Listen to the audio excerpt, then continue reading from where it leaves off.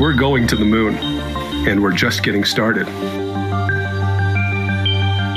After 100 days of deep space cruise, the Series 1 lander arrived in lunar orbit.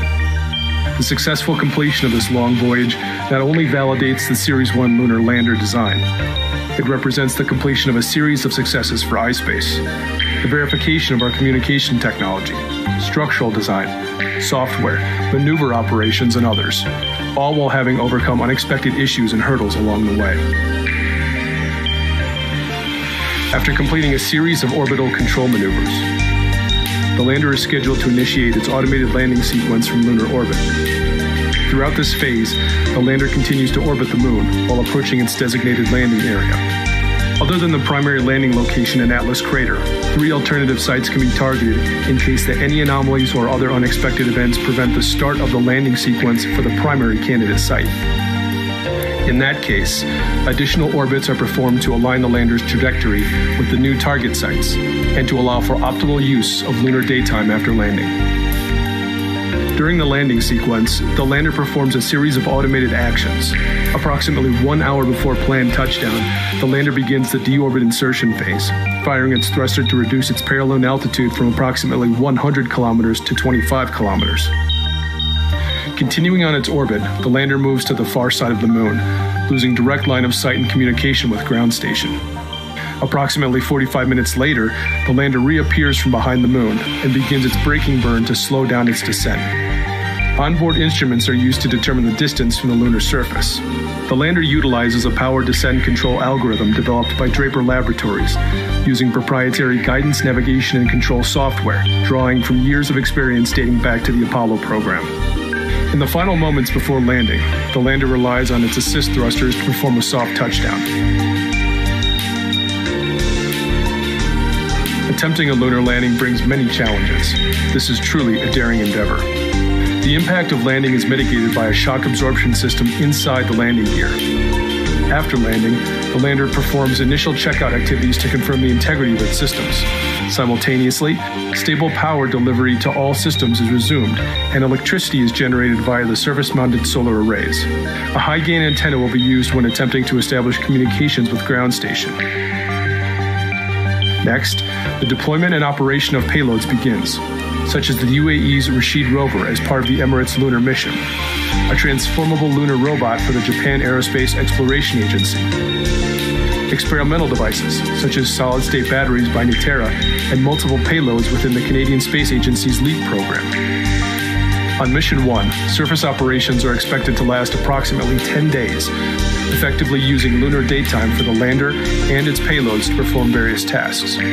Among others, and representing the first such transaction of its kind, ownership of lunar regolith is planned to be captured by the iSpace Series 1 lander during landing and will be transferred to NASA as part of the Artemis program. As the first mission of the Series 1 lander, data collected during the entire mission duration will contribute towards future developments and will help to improve the performance and reliability of iSpace's hardware during its next missions. Mission 2 is currently planned for 2024, and testing has already begun, with several customers already standing by to have their payloads transported to the moon.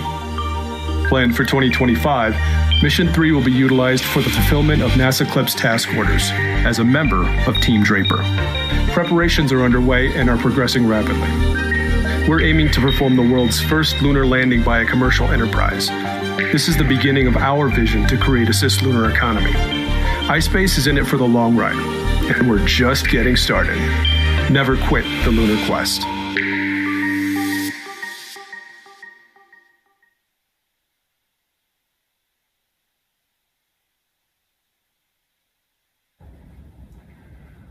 Hello everyone, this is Hiroshi Yamakawa, President of the Japan Aerospace Exploration Agency, JAXA. I'm sure you are all very excited to be watching the moon landing by iSpace's M1 mission. Currently, the United States, Japan, and many other countries are planning lunar exploration missions. These missions will be conducted through international cooperation and in collaboration with many industries. While many players are aiming for the moon, the M1 mission will be the first commercial attempt by a private company to land on the moon.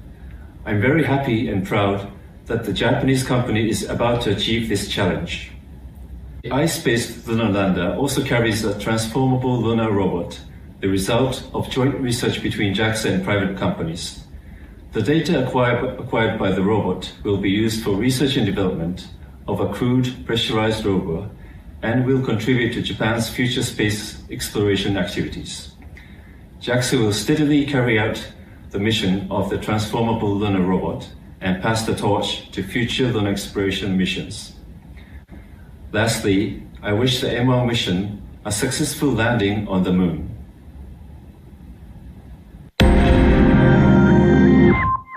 Dear colleagues and friends, as Director General of ESA, it is my special pleasure to convey my best regards to the landing event to the HAKUTO-R Lunar Lander Mission 1 of ispace. Under commercial contract with ispace Europe, ESA was and is responsible for ensuring communication between the spacecraft and its teams on Earth through the mission. The agency's global network of tracking stations is used to transmit commands to the spacecraft and receive scientific data and status information from Mission 1 and the experiments carried out on the Moon. The mission underpins the successful cooperation between ESA and ispace. Such collaboration schemes between new space companies and space agencies open up exciting opportunities for the future of lunar exploration and other domains. Accounting for new space approaches is also a central element of ESA's Agenda 2025. Ladies and gentlemen, I'm convinced that the HAKUTO-R Mission 1 is only the beginning of many fascinating projects and activities to come, and I wish you a successful event and a very happy landing. Thank you.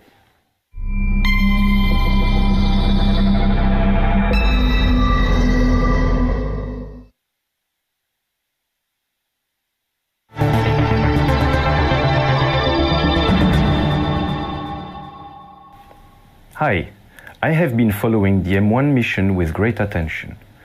I am confident that this mission will provide precious data and experience which will support ispace commercial development in the years to come. ispace has been among the first space resources-focused companies to come to Luxembourg, and we are very proud to have been able to support the team since the very beginning. After the successful listing of ispace on the Tokyo Stock Exchange beginning of April, we look forward to the next chapter of ispace success story, and particularly to the M2 mission, which will onboard a rover made in Luxembourg.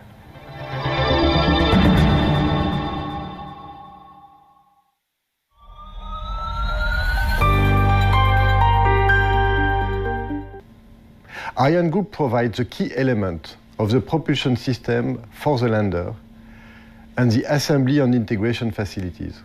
Our orbital propulsion teams supported ispace with the integration and the testing of the entire vehicle in our clean rooms in Lampolshausen, as well as in external facilities in Germany. In addition, ispace and ArianeGroup have teamed up under an ESA commercial partnership pilot phase to provide Europe with an integrated transportation system to the Moon, combining the Ariane 6 launcher and the ispace lander.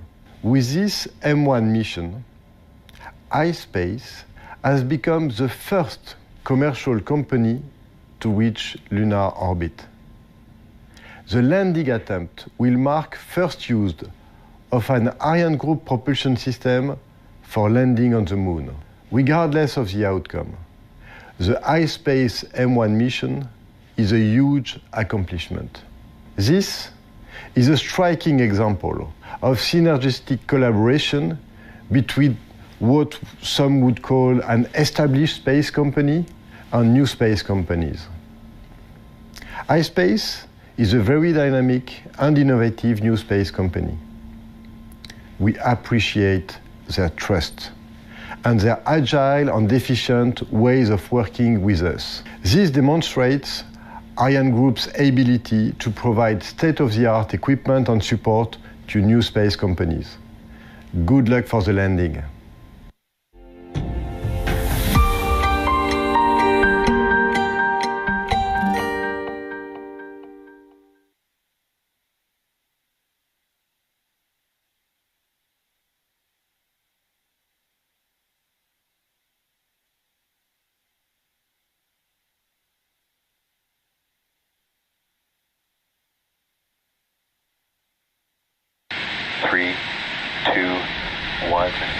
mission.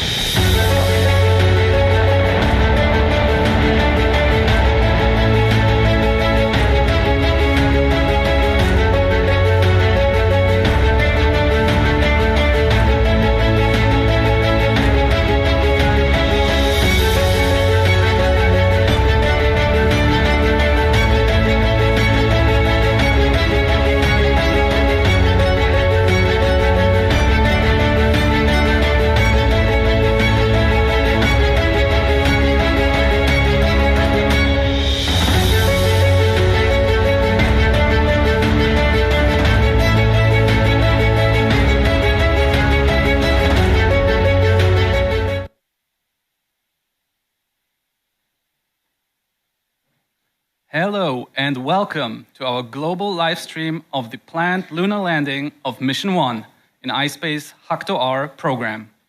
The main language of this event is English, but you can watch and listen with simultaneous Japanese translation by accessing the stream on our HAKUTO-R channel. My name is Kevin Zaleski and I am the MC for today's event. Thank you very much for joining us.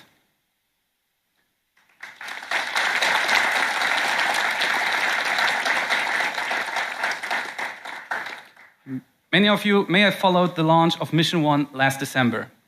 Now, after several months of operations in space, our Series 1 lander is quickly approaching one of the most exciting moments during Mission 1 in our HAKUTO-R program, the first ever private lunar landing.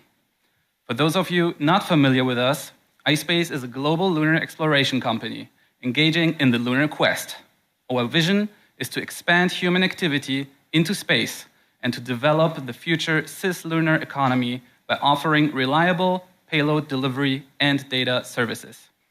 ispace has 3 offices, its headquarters in Japan, as well as steadily growing offices in the US and Luxembourg. Our first commercial lunar exploration program consists of 2 missions: the planned lunar landing on Mission 1 and lunar landing and surface exploration on Mission 2. With Mission 1 in progress as we speak, we have already started preparations, such as testing, for Mission 2, currently planned for 2024.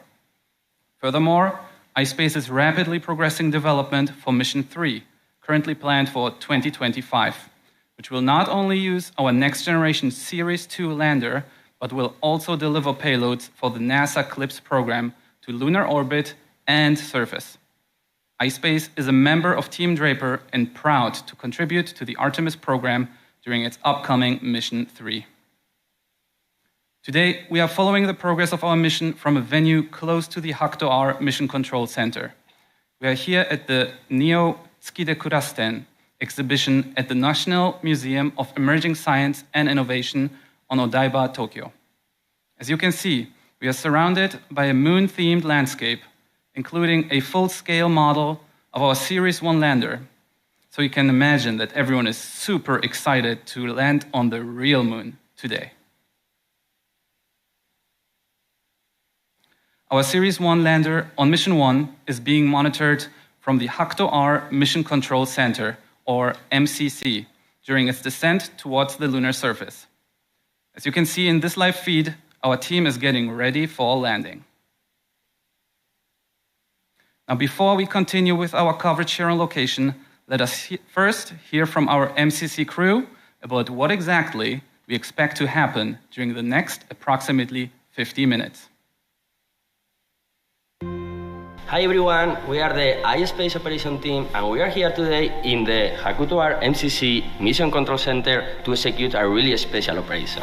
So we have worked so hard to get to this point in which we are going to perform the landing sequence. We are more than 20 engineers getting ready, preparing and executing these special operations, and you are going to be able to follow from home. You are going to have a special animation based in our data in which you will be able to follow the whole landing sequence.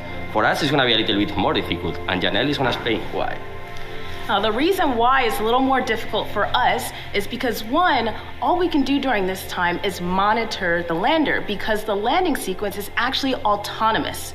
So another reason why it's going to be a little difficult is because during the landing sequence, we're going to experience something called an occultation.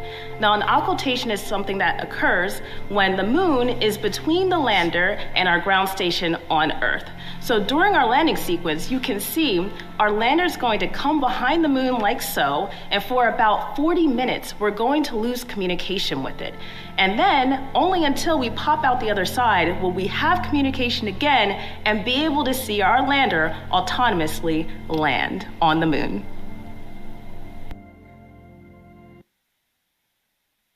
As we heard from Janelle earlier, the lander is expected to have already performed its deorbit insertion maneuver autonomously. As you can see on our live status display here, our lander is now on the moon's far side and heading for its designated landing area. We expect to re-establish communication in approximately 30 minutes. Now, I would like to give the word to ispace founder and CEO Takeshi Hakamada.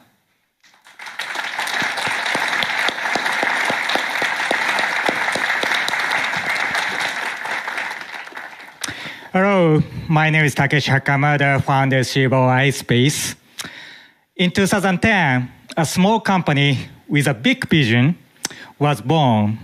And then after 13 years and meeting many colleagues and supporters, we have reached to the day when our lander will land on the moon. In the early days, not many people believed that we could actually land on the moon. But we kept believing and worked very hard. And as a result, I'm really proud to be here with you today. Since our Mission 1 launch in December last year, our lander and our team have already achieved amazing things, succeeding operation of privately funded and developed hardware and software and the payload in space for over 100 days. Now we are getting close to our destination for Mission 1, lunar landing and surface operation. However, I want to emphasize again that our accomplishment, 8 out of 10 milestone successes, will contribute toward the development of our next missions, Mission 2 and Mission 3, which already have started in parallel. I want to thank everyone for their contributions. And I'm really excited to see the outcome of this critical moment of Mission 1. And I cannot wait to apply everything we have been learned toward our future missions. Everything we have achieved until this point, we already considered tremendous success. Thank you, and let's land on the moon.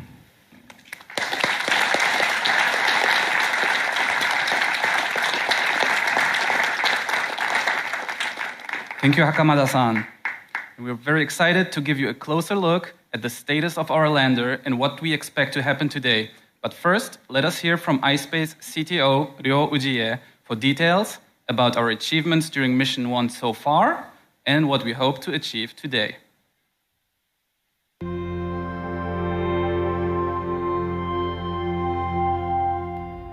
So Ujie-san, can you tell us a little bit about the Mission 1 milestones? Okay, yeah, sure. And as you know, in total we have 10 success milestones, but we have already completed 8 of 10 milestones. Then let me explain our achievement one by one. Then our first milestone, success 1, is the completion of launch preparation. Because even before launch, we had to do a lot of things, including testing, assembly, integration, and so on. That was also really great achievement for us. And then after that, success 2 happened. That is like a separation from a launch vehicle. Because during the launch operation, the lander needed to withstand really harsh mechanical condition. Then success 3 came. Success 3 is the completion of initial critical operation. That was a really critical moment for us. But finally, we established really stable communication, attitude, and power condition of the lander. Then after that, in order to fly to the moon, we need to control our, the trajectory, lander trajectory. Then, we carried out the first orbital control maneuver. Then we achieved success 4. Then after 1 month, steady flight operation, success 5 came, and then we kept operating a few more orbital control maneuver. Then, when we were ready for the first lunar orbit insertion maneuver. That is a success 6. And then success 7 is the moment to enter the lunar gravity region.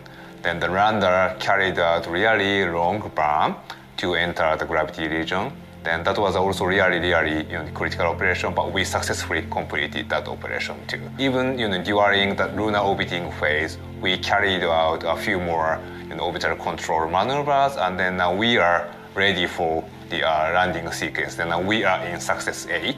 Then we will move on success 9. Success 9 is the completion of our landing sequence. Landing sequence itself is just 1 hour, but the most critical moment in our mission.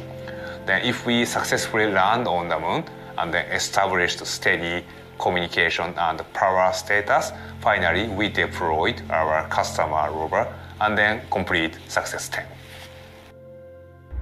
Okay, so there are 10 milestones. Do you think you could tell us a little bit more about some of the critical moments that you experienced? Okay, definitely the success 3. Then success 3 is the completion of initial critical operation. In general, of course, this is the really critical moment for all spacecraft. But even in our case, we were struggling with the completion of this success milestone because the communication and attitude were not as our planned. But our flight team showed really great performance, and then finally we achieved this moment. And then this success gave us more confidence in our flight capability. So you mentioned several times about maneuvers. Can you tell us a little bit more about that? Okay, yes. The maneuver means orbital control maneuver. Then when we carry out the orbital control maneuver, we always use this our main propulsion system. Then by carrying out this orbital control maneuver, we can control the trajectory of the lander. Then even when we enter the lunar gravity region, we also need to carry out really long orbital control maneuver operation. It is a more than 7 minutes burn.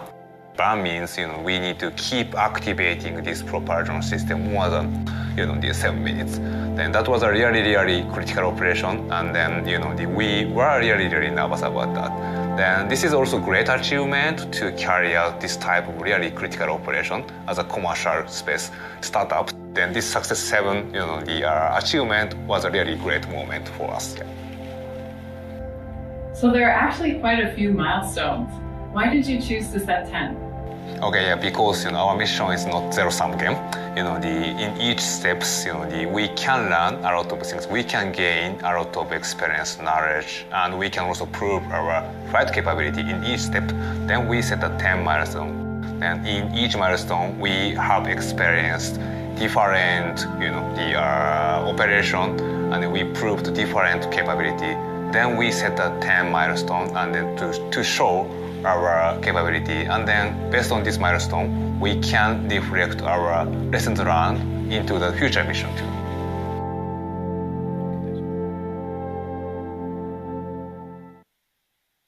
Thank you, Ujie-san.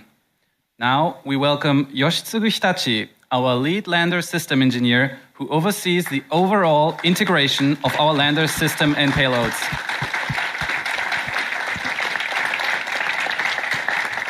Welcome back, Hitachi-san. Thank you, Kevin. So, our CTO Ujie-san just told us that we have achieved milestone 8 already. Looking at our status display, where do you think we are now with our lander? Yes, Kevin. So, as our CTO Ujie-san just explained, so we have completed all the milestones up to success 8, which means that we are ready for the landing sequence. That means we are now moving towards success 9, which is lunar landing. So as you can see, the lander is now currently on the backside of the moon. and waiting for it to re-establish the communication with the ground station and reappear from the backside of the moon to finally land on the sun side of the moon now. Thank you, Itachi-san. And with the planned lunar landing approaching quickly, let us have a look at a summary of today's expected events.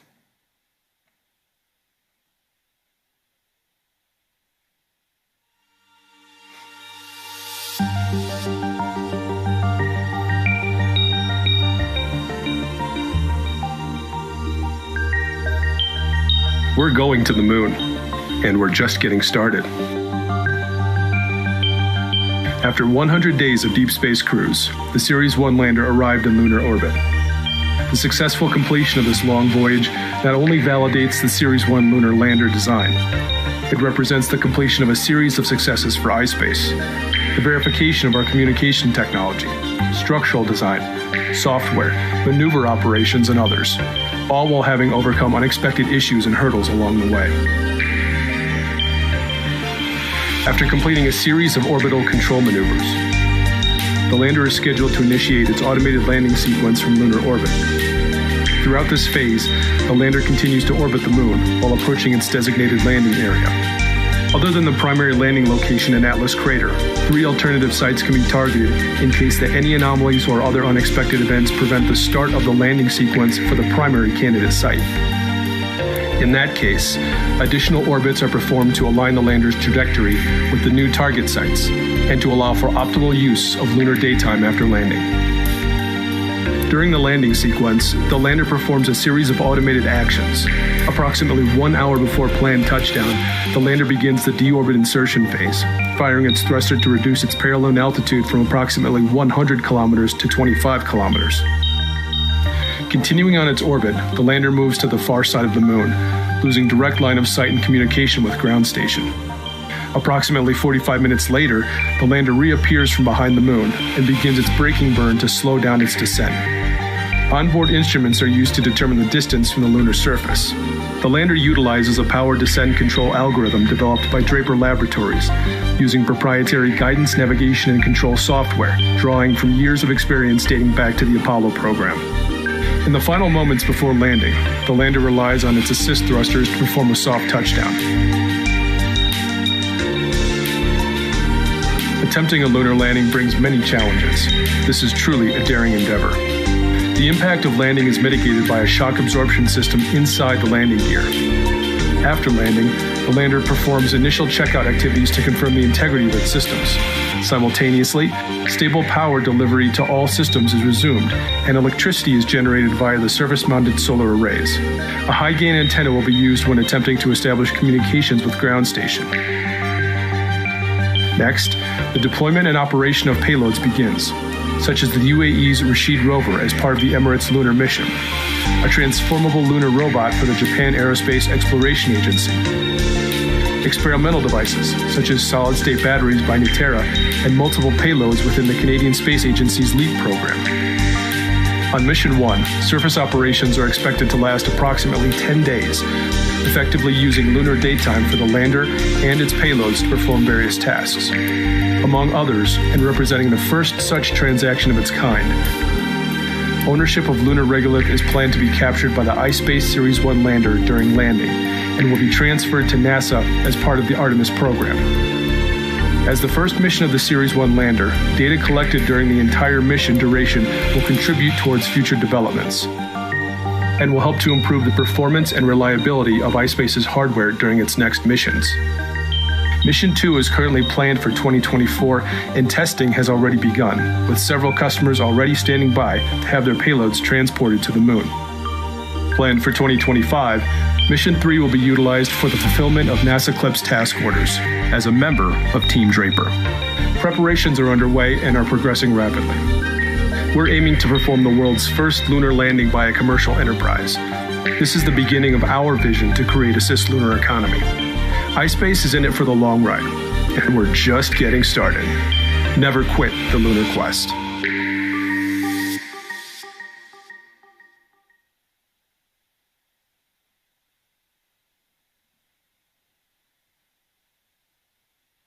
Now, as explained during the video, our Series 1 lander continues to orbit the moon while getting closer and closer to the surface.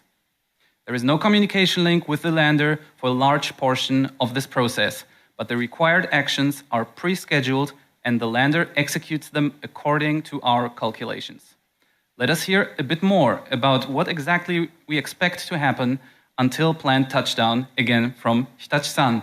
So Hitachi-san, tell us a bit about the expected initial status of our lander before landing. Yeah, thank you very much, Kevin. I'm pleasure to be here to explain all the sequences of the landing. So basically, we do have 6 different phases, as I think the animation showed previously. So all those phases are very important to achieve the successful landing. So as you can see, the first step, what we're calling phase 1, this is deorbit insertion. So deorbit insertion is short burn of our main engine to deorbit the circular lunar orbit and enters into a new trajectory for the landing. So in this phase, we are still the lander is at a very high speed, about 6,000 kilometers per hour, and then do less than a minute of a main propulsion system to fire the main propulsion system to do this burn. I see. And what happens next? And the next step is the cruise landing phase. So in this phase, the lander cruises in this new trajectory after DOI.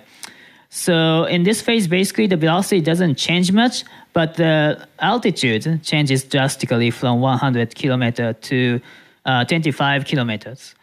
And so basically the lunar gravity is still pulling the lander to decrease the altitude and up to 25 kilo. And this phase actually lasts between 40 and 50 minutes in the entire sequence. So entire sequence is about 1 hour and 7 minutes, but this phase is actually the longest phase in the mission. And also the very important point is that after the phase 2 is completed and before the next phase starts, the lander is expected to reappear from the backside of the moon again. I see. And what happens in the next phase? Yes, so next phase is phase 3. So this is a braking burn phase. So braking burn phase is, as it says, we are going to start braking. It means that we're going to reduce the speed for the landing.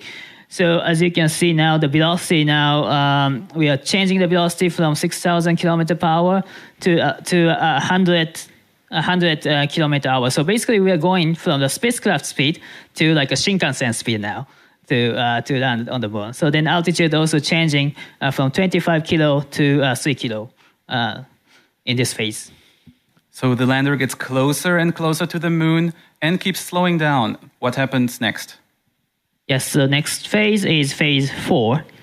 So in phase 4, the lander still continues to brake, but still going over about 300 kilometers per hour.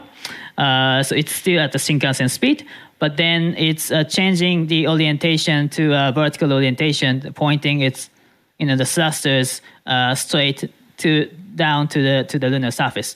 So as you can see, at the end of this phase, the lander is going to be only 1 kilometer above the lunar surface. And next it gets really interesting, doesn't it? Yes, this is very exciting, and those phases, all of the phases are most important, but those number 5 and number 6 are I can say the most important phases in the entire sequence. Thank you. And then the moment everyone is waiting for, the final phase.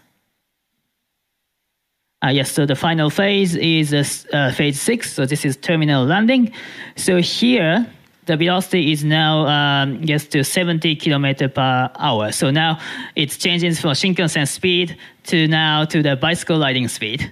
And eventually, at the end, it's going to walking kind of pace.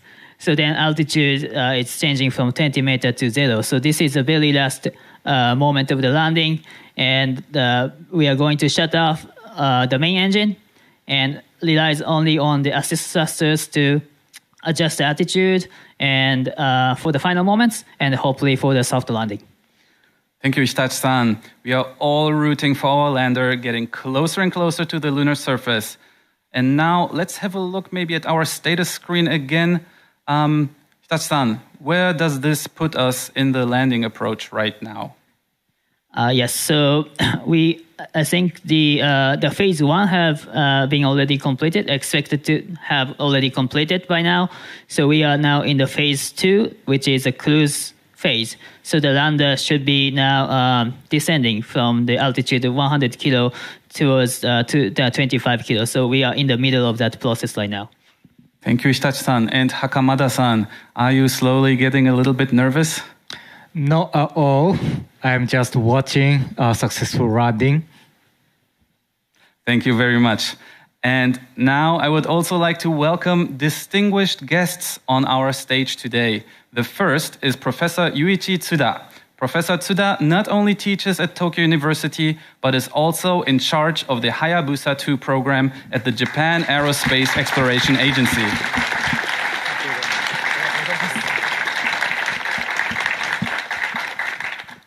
Tsuda-san, welcome. Yeah, thank you. And thank you for letting me be here. And I'm really excited to witness this great event. And congratulations to Hakamada-san and the iSpace team for the success so far.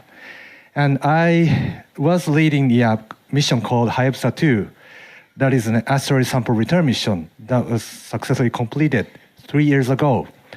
So what I did there was to fly the spacecraft to an ever unexplored asteroid Ryugu and landed there twice and collected samples and returned them back to the Earth. So, so isn't it cool? So what you're going to do is to send a spacecraft to a celestial body that has 20,000 times higher gravity than that of Ryugu, only with the power of the private sector. So what a challenge. So if this is not a challenge, nothing can be called challenge. So I think the history can be made only by those who challenges. And challenges would not be possible without taking a risk. And the risk can be taken only by those who dreams. So iSpace teams, you are all excellent dreamers. So I hope all your success, and more importantly, I'm an engineer, so from the engineering point of view, get as much data as possible throughout this learning process and recall all the experience throughout this mission for the more sustainable lunar activity that you are going to do, and to expand this lunar exploration activity to a more global one. So Godspeed iSpace, Godspeed HAKUTO-R. Thank you. Thank you very much. Thank you. Thank you very much, Professor Tsuda, and we wish you all the best with your future endeavors. Please enjoy the show. Next, I am happy to welcome Airbus Ventures Manager, Partner Thomas Delaouin here on stage with us. Airbus Ventures has been one of our first international shareholders, and they possess a strong insight into the global space industry. Thank you. And first, congratulations, Akamada-san, the entire iSpace team, on this historic moment. Thank you very much. And thank you for bringing all of us closer to the moon and to the moon, right? So Airbus Ventures, Louis, my friend, and the entire team, we cannot be more proud today to be here joining in this extraordinary milestone for the space economy. Maybe a word about the moon. We at Airbus Ventures and you at iSpace value the moon as a vital system component in harnessing natural resources in order to deliver clean energy, rare metal, but also biosphere-friendly manufactured product to Earth. But the moon's development is also critical for alleviating the compounding stresses that we've seen on Earth, climate and Earth biodiversity. This is also a tremendous opportunity, a business and economic opportunity that now we see ispace uniquely positioned to pioneer. So this world is full of planetary system challenges. ispace now, with the talent, the global mindset, but also this sustained vision and the thorough execution and the global team building along these years of development, is a key actor to address those planetary challenges. So our message to the team is to keep going. The moon is away, and please, again, congratulations for this historic moment. Thank you, Akamana-san. Thank you. Thank you very much. Thank you, Mr. Delawan, and we are very excited for what the future may bring for private space. Now, I am very excited to welcome another ispace crew member here at our venue. Scott Moon, our lead assembly, testing, and integration manager, who helped not only build the Series 1 lander for Mission 1, but who is already working on our Mission 2 lander. Hello, Scott, and please take a seat and tell us a bit more about how the Mission 1 lander came into existence. Sure, Kevin. So I had the good fortune to join ispace in November 2020, and in April of 2021, the ispace team was deployed to Germany to begin building the M1 lander. We spent the next year in Germany building the lander in those facilities, and after 1 year, we moved to Munich to start our test campaign on that lunar lander. When we were in Munich, we ran tests that allowed us to simulate the environment that we would see in deep space. We ran tests to simulate the environment we would see during the SpaceX Falcon 9 launch. And we ran tests of all of the systems that we needed to use while we were in orbit, while we were descending, and while we were in operation on the moon.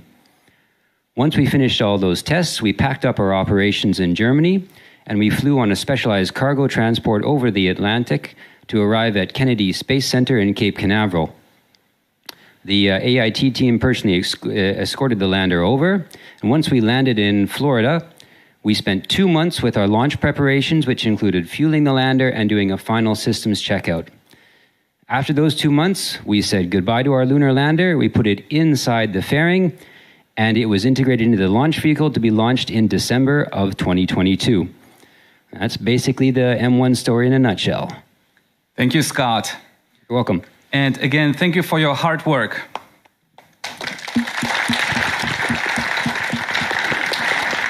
Now, of course, our Series 1 lander is not going to the moon empty-handed. It is carrying several payloads, expected to start operations on the lunar surface after landing. Let us hear about our payload customers on M1 from ispace Chief Revenue Officer Atsushi Saiki.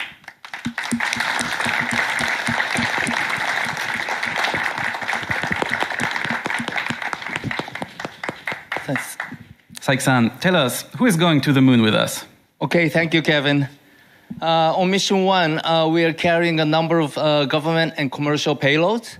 Our payload service does not only consist of bringing something to the moon, but also ispace closely communicate and coordinate with its customers to integrate each payload into the lander and its system.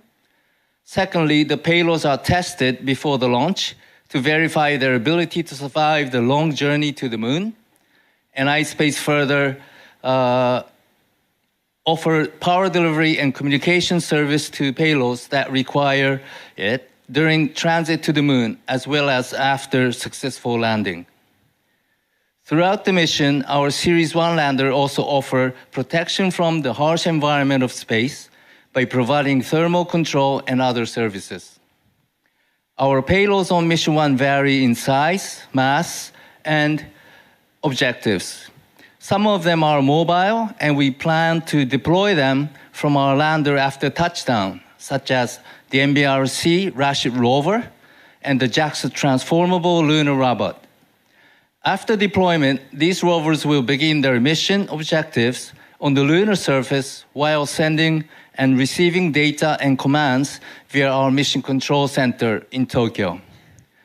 Other payloads will stay integrated into the lander we carry experimental solid-state battery for NITERRA, which perform verification tests of this new battery technology under extreme environment in space and the lunar surface. Further, we carry several payloads within the Canadian LEAP program, an AI-powered flight computer by MCSS, as well as a camera system featuring wide-angle cameras by Canadensis. Further, our partnership program involves cooperations from various industries and fields in the exciting new challenge towards the moon. We cooperate with companies as you can see on the screen here. We believe that the transport and operation of these payloads provides an exceptional value to our customers, not only in terms of space and lunar exploration, but also in the development of new technologies that could benefit human society on Earth in the future. Thank you, Kevin. Thank you, Saik-san. And we are all super excited to bring more and more companies to the moon. Yes. Now, for a bit of background on how our lander and its payloads are deployed and operated after landing, let's hear it from our MCC crew again. Thank you.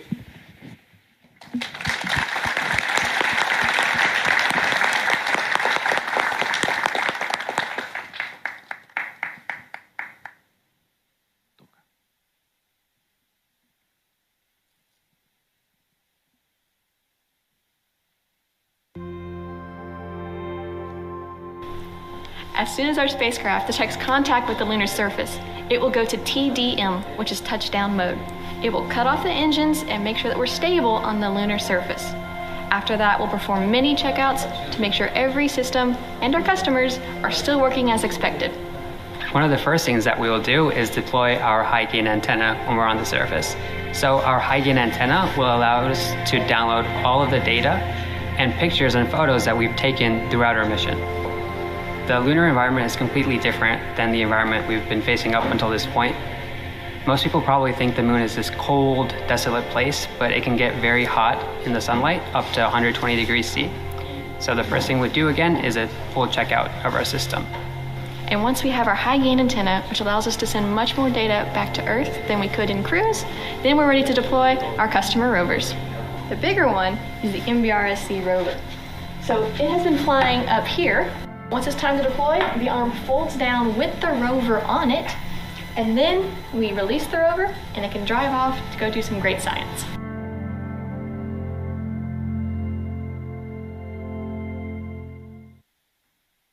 Thank you to Katie and Haroon, and all the best during those first moments of surface operations.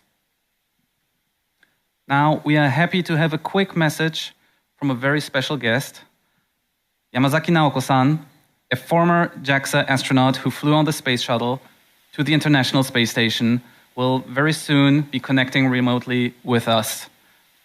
Yamazaki-san, hello, can you hear us? Hello, Kevin. Yes, I can hear you very well, and congratulations for your achievements so far.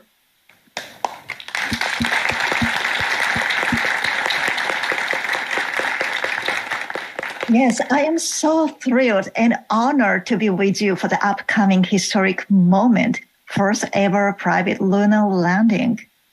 First of all, I'm so proud of the entire iSpace team, including families, for the remarkable achievement to get this point. As an astronaut, I cannot overstate the importance of this mission, which expands our frontier for all humankind.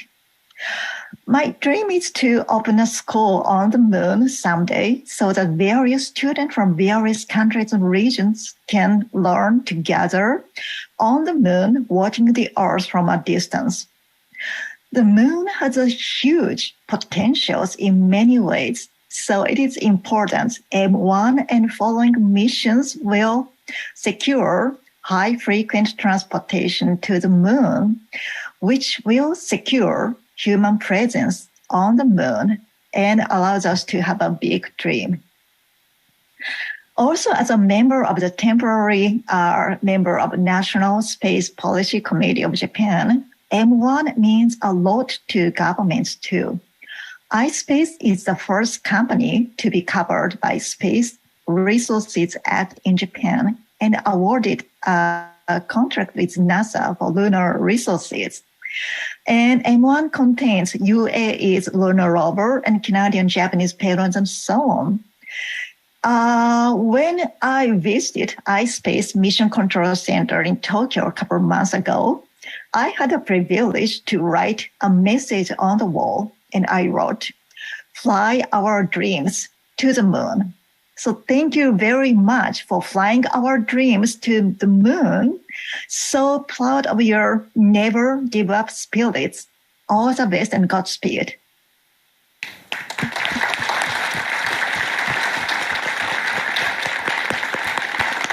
Thank you so much, Yamazaki-san, and it's always a great pleasure to have you with us. Now, let us have another quick look at our status screen. Hitachi-san, looking at the status screen, I hope we have it now here soon. Yes, what phase would you put us on now, more or less? Yes, I believe the lander is still in the phase 2, that's a cruise phase. So, as I said, this phase takes about 40 to 50 minutes. So I hope that in the, about in the 10 minutes or so, I hope that the braking burn starts. But at the moment, I believe that the lander still is in the cruise phase, flying with a speed of 6,000 kilometers per hour. But altitude now, you can see the altitude. Altitude is now getting now closer to 25 a kilo from the surface. Thank you, Hitachi-san. And Hakamada-san, we soon hope to regain contact with our lander. Are you looking forward to meeting him again? Yes, I'm really looking forward to reconnect our lander and then start the next phase of the landing. Thank you. And while we wait, let's see where exactly our lander is planning to set down on the moon.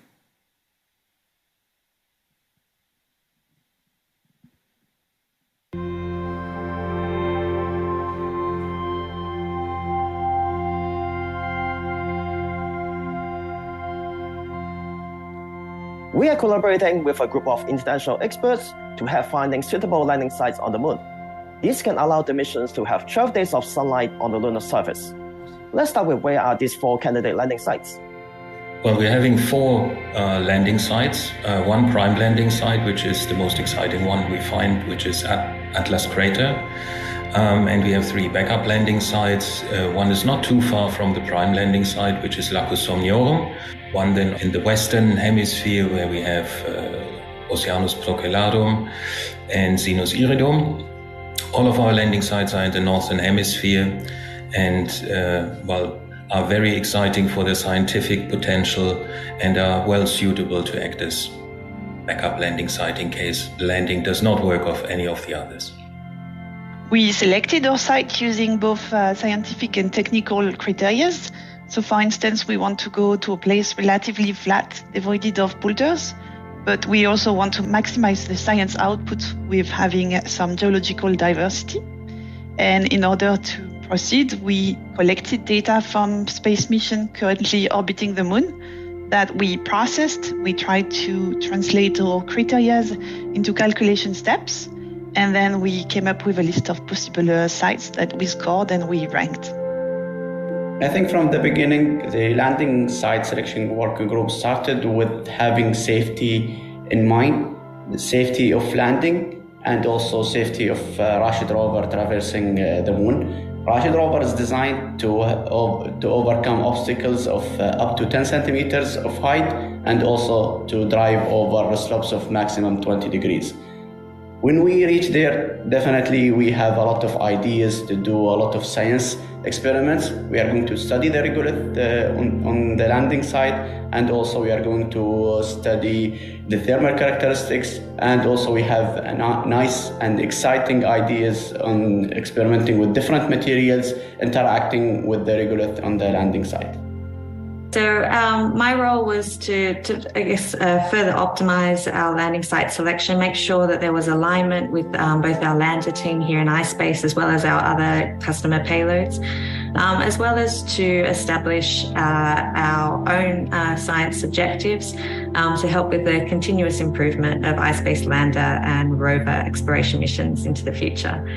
Each of the 4 selected landing sites are incredibly unique and will offer fantastic scientific value, and they're just really exciting opportunities.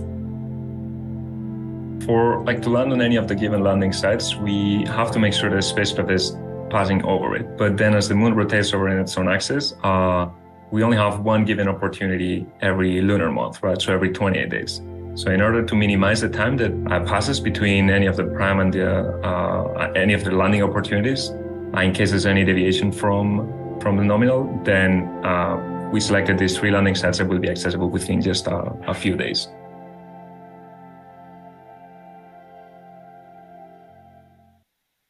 And a big thank you to our colleagues at MBRSC, CRPG, iSpace Europe, and everyone else who contributed to this very critical part of Mission 1.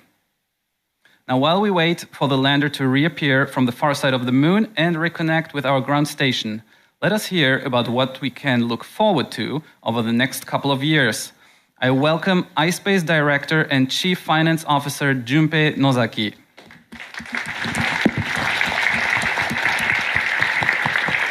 Okay, thank you, Kevin. So while I wait for Mission 1 landing, let's talk about the future.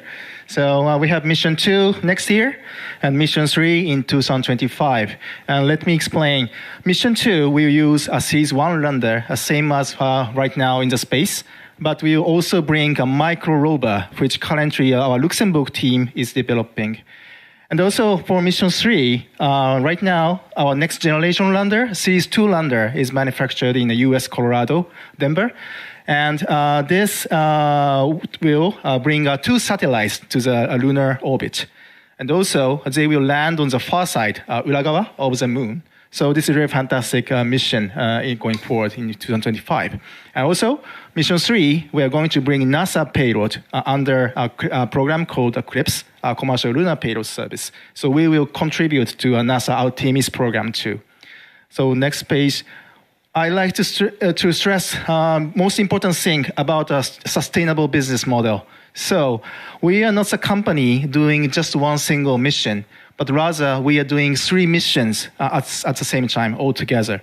This is very important because while we are doing Mission 1, we can feedback what we learned from our Mission 1 and the data what we acquired from Mission 1 to Mission 2 and Mission 3 rapidly. And this is really important to improve our maturity of technology and also maturity of our business model. And also for startup companies, financing is really important. But we are very proud and we are very fortunate that we could raise more than $300 million of money so far to support not only one single mission, but all 3 missions together.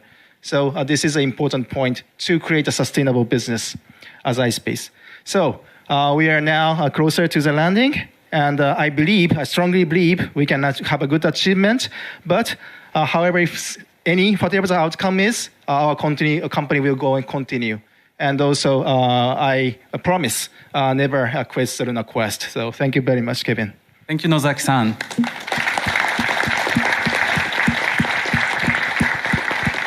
And we are all very excited to see the progress on our follow-up missions. Now I would like to welcome Scott Moon on the stage once again.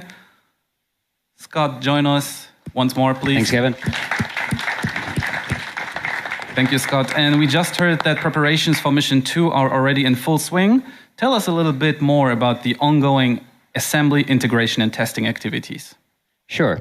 So during the M1 integration and testing that I described earlier, we gained a lot of valuable information about how the lander responds and how it fits together. And our design teams have already incorporated all that information into the design of the M2 lander, making some small improvements to improve the performance. Also, the last 100 days in spaceflight have given us very valuable information about how we perform in space. And this information has also already been incorporated into our updated design.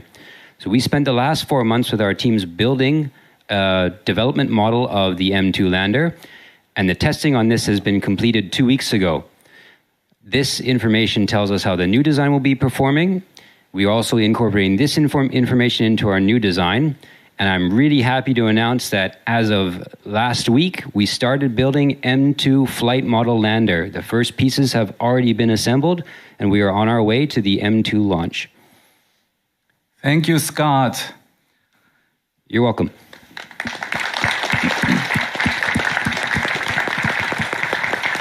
And it's really amazing that even while Mission 1 is still ongoing, we are already working on our next mission. So good luck to you and your team. So, I have a good life update for all of you. We received word that the lander has reappeared from the backside of the moon. And it's on its final orbit, only minutes away from the planned landing. So, Hakamada-san, seems like it's really happening. Yes. How do you feel? Well, it's really happening. Yes, very, very excited to see very final phase of the landing soon. Yes, so we can really just hope and send our good energies towards the lander. So Hitachi-san, looking at the display, what is the status? So it looks like I think that the display is still the simulation modes, but I think it seems that if everything is going as expected, I think we should have entered now the braking burn phase.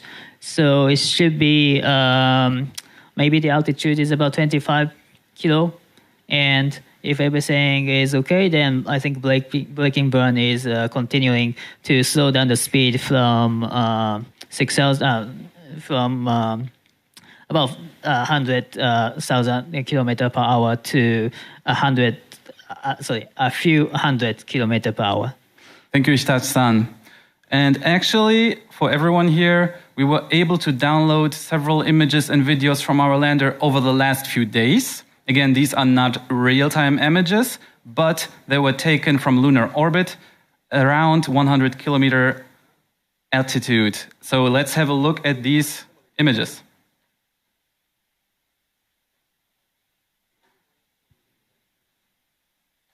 So this first image, Hakamada-san, look at it. It's just beautiful. Yeah, beautiful and then very incredible pictures taken from our lander. It is truly amazing how a privately funded spacecraft can capture the moon and the Earth like this and send the image back. Now, Hitachi-san, looking at this, I think this image also contains some scientific, very, very interesting speciality. Can you explain it a bit more? Oh, yes, yeah. So this is the picture of the Earth lies on the moon, but most interestingly, as you can see, if you can take a very closer look at the Earth, so we see actually the shadow of the moon on the Earth. So you see that black spot there, close to the Australia. So this is actually the shadow of the moon. So we took this picture during the solar eclipse. So it's really interesting to see this kind of the phenomena, not from the Earth, but from the lunar orbit. So this is very interesting and very exciting picture. Thank you, Hitachi-san. And I believe we also have a video that I would like to share with you. Wow. Hakamada-san, doesn't this look amazing? Well, this is real video. Yes. Not CG. No. Wow. It's amazing. It's really hard to believe, but it looks amazing. So Hitachi-san, we see something in the lower part of the video. What is this? Yes, I think this is a part of our lander. So this is a part that we call MLI, a multi-layer MLI, and we see the partner logo at on the right-hand side. So it's really great. It's really amazing to see this, shadow and the bright part and the shadow part of the moon. So because there's no atmosphere on the moon, so we can clearly see the lunar surface. And this is really amazing video. I'm really amazed. Thank you. And I believe we have one more image. Yet again, a video.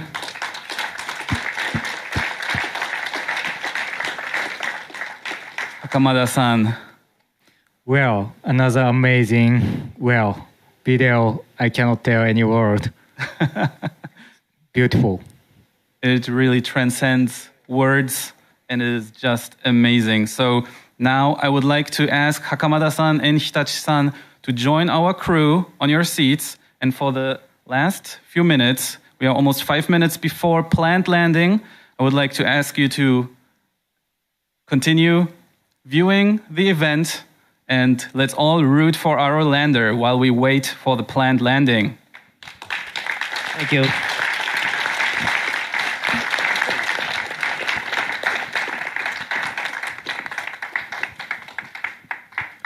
And now, looking at the status screen, the lander is still moving over 2,000 kilometers per hour. Please let me point out here that we might lose communication with our lander during descent. This is to be expected, and we will reconnect as quickly as possible. Also, if you see any sudden changes in the simulation, this might also be caused by our system of how we simulate it. Even if the lander appears to be on the surface or anywhere else, please wait for our final confirmation from our MCC. As soon as we receive final word, we will share it with you. And you see our MCC crew getting ready for the moment.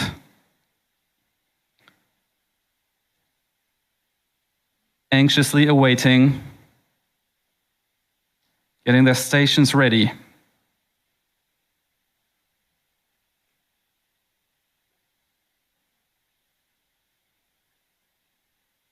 Here in Tokyo,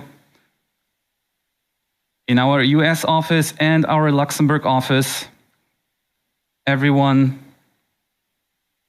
is awaiting. Now we are around 3 minutes before landing.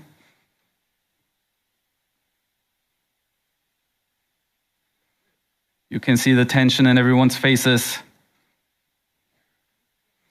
But these are professionals, and we trust them.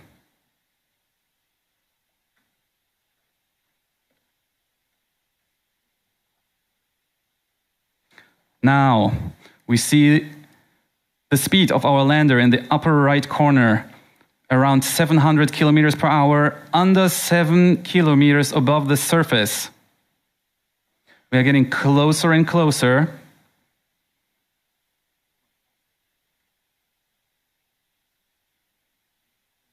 The lander continues to fire its propulsion system, and we are now around L-2 minutes. Close to 500 kilometers per hour, under 6 kilometers above surface.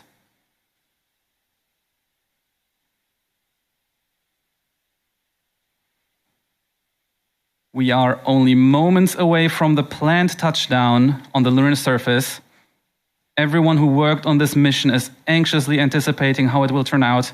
Please note again, communication with our lander may be interrupted during descent, and it might therefore take a little bit of time for our ground crew to confirm the status of our lander. We will share the latest situation with you as soon as possible. Even if you see the lander landed on the surface, we will update you as soon as possible. Now only 200 kilometers per hour, under 3 kilometers above the surface. Only 1 minute to go.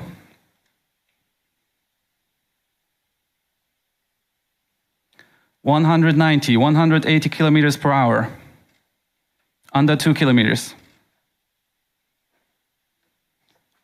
The lunar lander keeps braking. Now in vertical orientation. Only 1 kilometer above the surface remaining. We're getting closer and closer.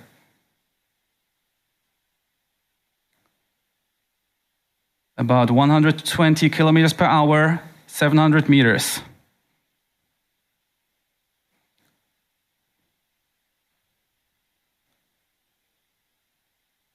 We will soon have reached the planned landing time, at which point I might ask you to wait for a few moments for us to confirm the status. 60 kilometers per hour, 20 meters, final approach. 10 meters. And our simulation might have lost its connection with the MCC. No reason for concern yet. We are still seeing the animation going. 3 kilometers per hour. Only meters above the surface now.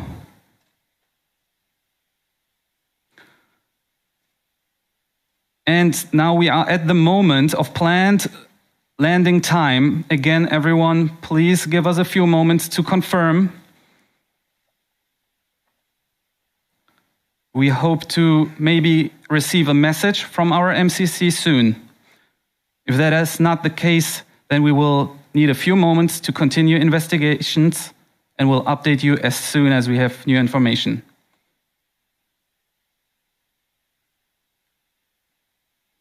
Our MCC crew standing by, waiting to confirm. Everyone is laser focused right now.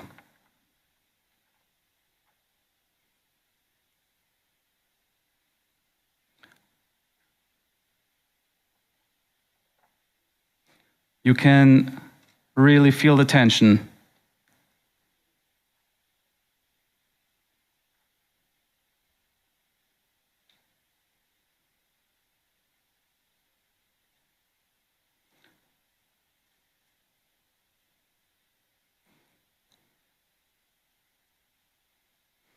Please allow us a little bit more time to confirm the status of our lander.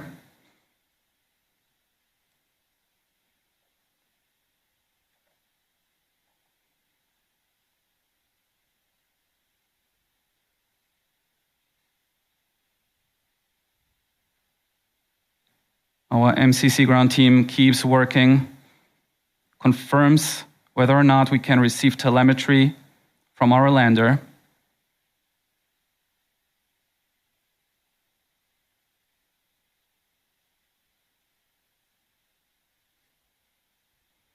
So they are continuing to investigate.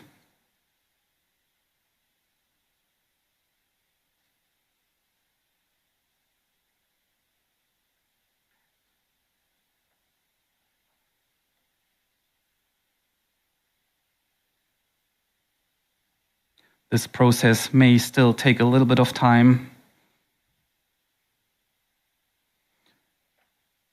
And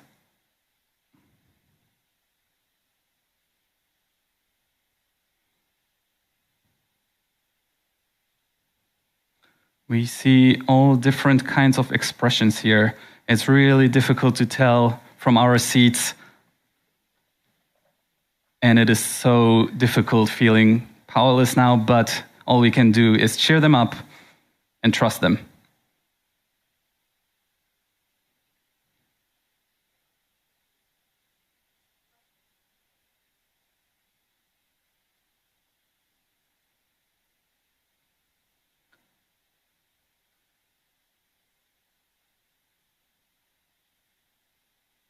Please give us a few more moments.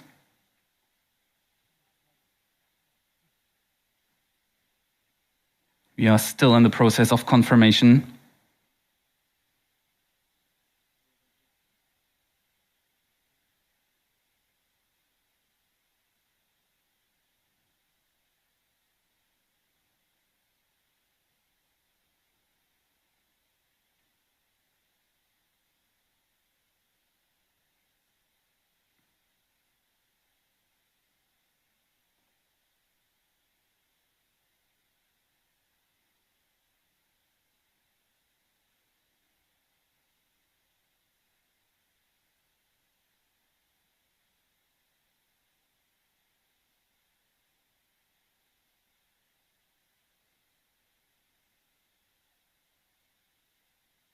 The team keeps on working tirelessly.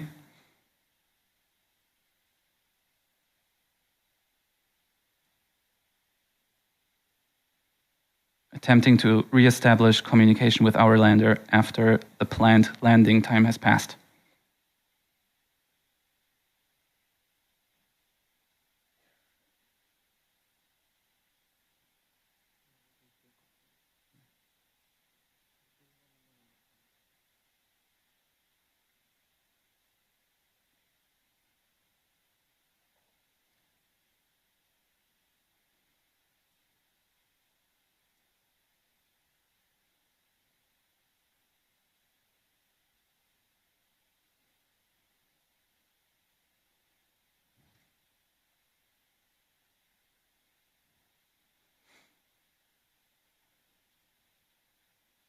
Thank you everyone for your patience. I know everyone wants to know the status of our lander, and I assure you, our crew is working on it as we speak.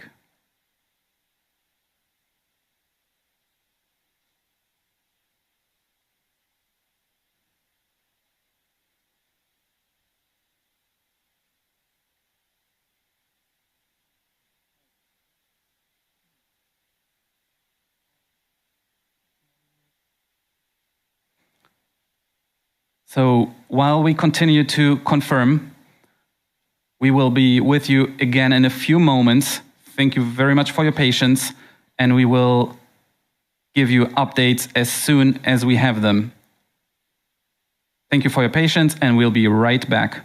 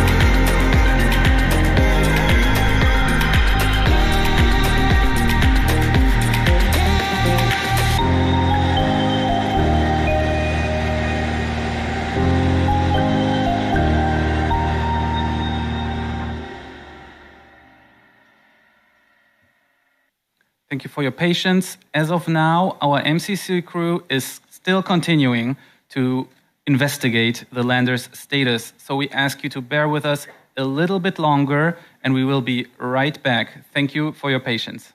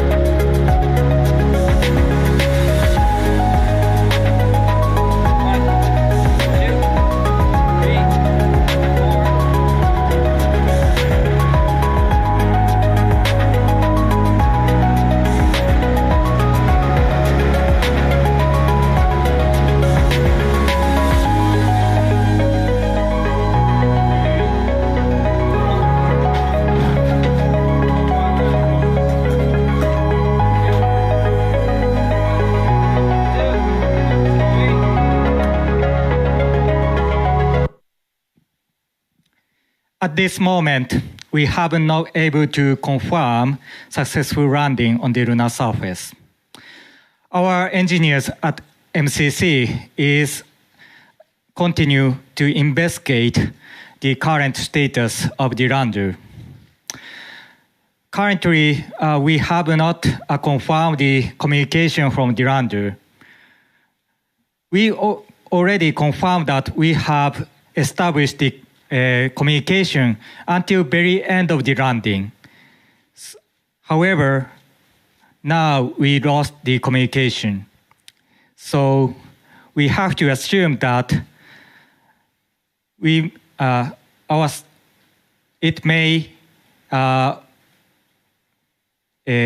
could not complete the landing on the lunar surface.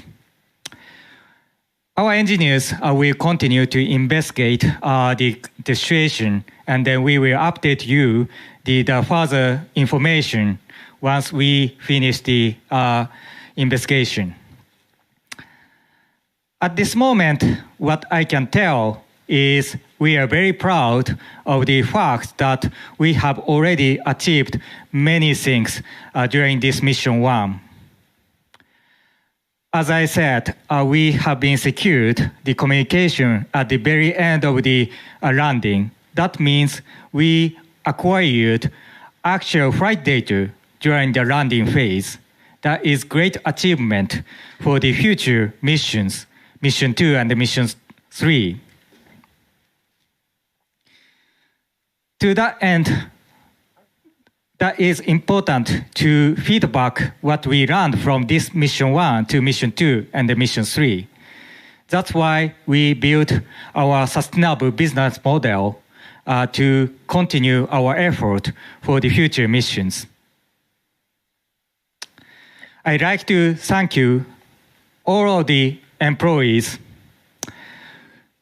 who have been contributed to this mission since the beginning of this company and then to the present. And then also our families who continue to support us. And our shareholders, HAKUTO-R partners, and our customers, and the suppliers, and everyone who believe in ispace vision. We will keep going. Never quit Lunar Quest. Let me allow to speak in Japanese to the Japanese audience next. 現在のところ、ミッション1のランダウンですね、月面への着陸が確認できておりません。我々のですね、MCC のエンジニアが今ですね、得られた情報をもとにですね、調査を継続しております。MCC の報告によりますと、月面のですね、着陸のところまでですね、通信は確立できていた模様ですが、現在通信が確立できていないという状況のようです。この後ですね、さらにエンジニアが状況を調査をしますので、最新の状況が分かり次第ですね、またアップデートさせていただきたいと思います。今ここで私たちが言えることはですね、すでにミッション1はですね、非常に大きな成果を残したということです。先ほど申し上げたように、月面の着陸のところまでですね、通信が確立できていました。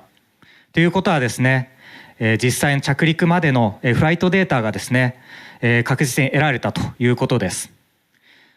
これをもとにですね、我々の次の使命はミッション2、ミッション3でですね、しっかりとこのナレッジをフィードバックをして、次の技術の成熟度を上げていくということです。そのために我々は継続的なビジネスのできる環境をですね、整えてきました。今回このミッションを進めていくにあたってですね、弊社の社員、この会社のですね、設立から今までですね、多くの社員に多大な貢献をしてくれました。そして家族の皆様、そして我々を信じて、我々のビジョンをですね、信じ続けてくれた株主の皆様、HAKUTO-R のパートナーの方々、そしてお客様、サプライヤーの方々、多くの皆様にですね、感謝を申し上げたいと思います。我々は歩み続けます。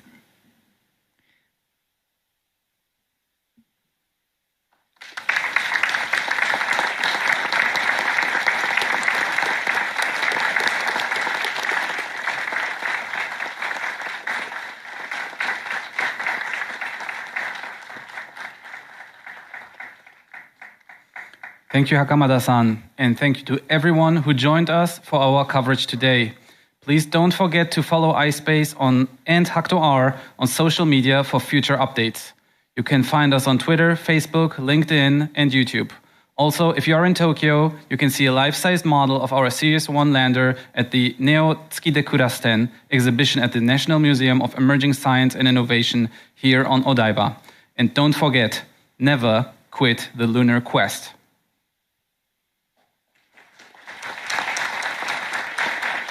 どうもありがとうございました。